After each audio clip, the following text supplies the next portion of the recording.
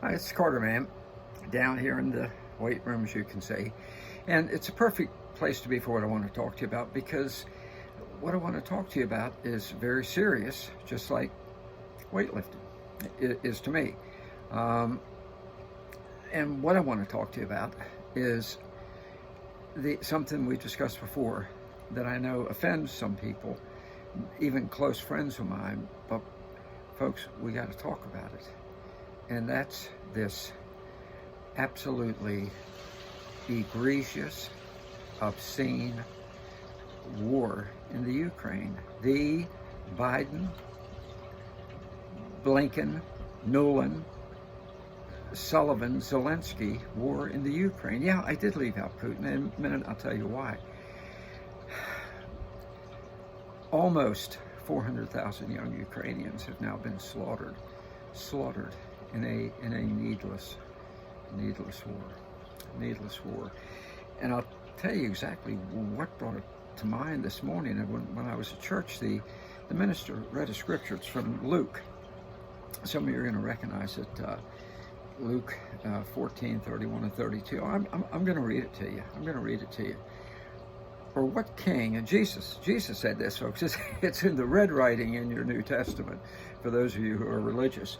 Or what king would go to war against another king without first sitting down with his counselors to discuss whether his army of 10,000 could defeat 20,000 soldiers marching against him? And here's a key sentence here. And if he can't, he will send a delegation to discuss terms of peace while the enemy is still far away. Jesus wanted to know what kind of a king wouldn't do that. Well, King Joseph, as in Biden, King Zelensky, as in the Zelensky grifter of the Ukraine. Keep in mind, what actually happened in the Ukraine was that Putin, the king with the 20,000, pleaded with King Joseph and King Zelensky to please, can we sit down and talk about having peace here and not having to go to war 2 years ago. And they said, no, we want a bloodbath. And that's what they have gotten. And keep in mind, the origin of the war goes back to, actually it goes way back to when Gorbachev tore down the Berlin Wall, and the agreement he secured from Baker, Bush's Secretary of State. They said, we will not move NATO east. That was the promise. And we broke it. And we kept breaking it over and over again. And Putin kept saying, what about our agreement? And he ridiculed him. Then let's get specific about the Ukraine. Let's get specific. In the Minsk agreements, 1 and 2, both of them, we promised that there would be a neutral Donbass and a neutral Ukraine. That was the agreement.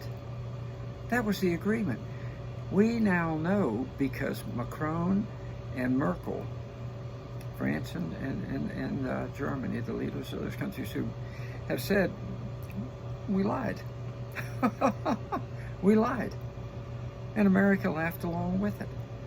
Then in 2014, we sent the ghastly Victoria Nuland over to help orchestrate a coup to throw out the duly elected government, the Maidan coup, the duly elected government of Ukraine, and install American puppets so that we could weaponize Ukraine. Folks, why would Ukraine have an army of almost 400,000? It's because we had decided long since to go to war, a proxy war, with Russia, to dismantle that country. So we lied and we lied and we lied. And then when finally Putin tired of it, after Zelensky and his cohorts killed 14,000 Russian-speaking residents of Donbass, he said, that's it, we've had it. But even then, he's the one who sent the emissary to try and negotiate a peace before the shooting started. So that's where we are. It's a ghastly American proxy war that we caused, we have perpetrated, and we have perpetuated, and still are, just in this new offensive which our government lied to us and said, oh, this is it. They're going to be, Zelensky's going to be taking back Crimea and the Donbass. This is it. This is Russia's end. This is what Victoria Nuland said outright, Blinken and Biden. They knew it was a lie, and another 40,000 Ukrainian young people have died. Okay? For God's sake, we've got to bring this to an end.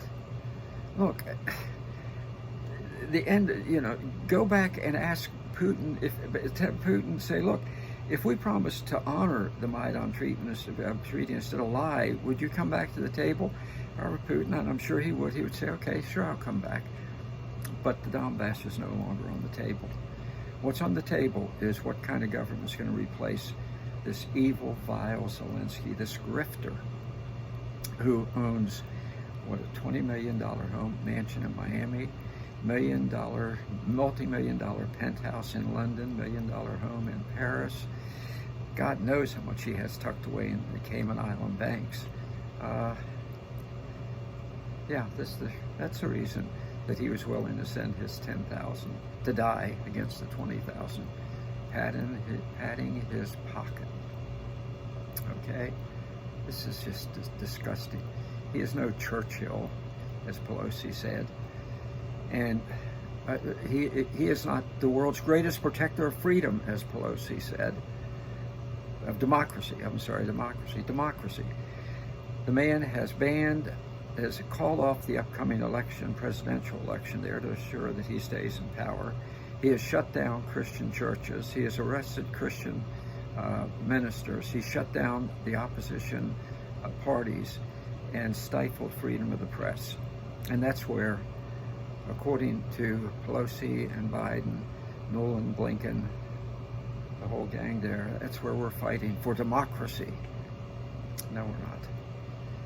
We're fighting an evil war, and frankly, we're becoming the evil empire. And enough's enough. I wish I could say something positive to end with, but I can't. I can't. I feel like Scrooge in Dickens' Christmas Carol when he said to Marley, please, speak comfort to me, Jacob, speak comfort to me. And Jacob Marley's ghost replied, I have none to give.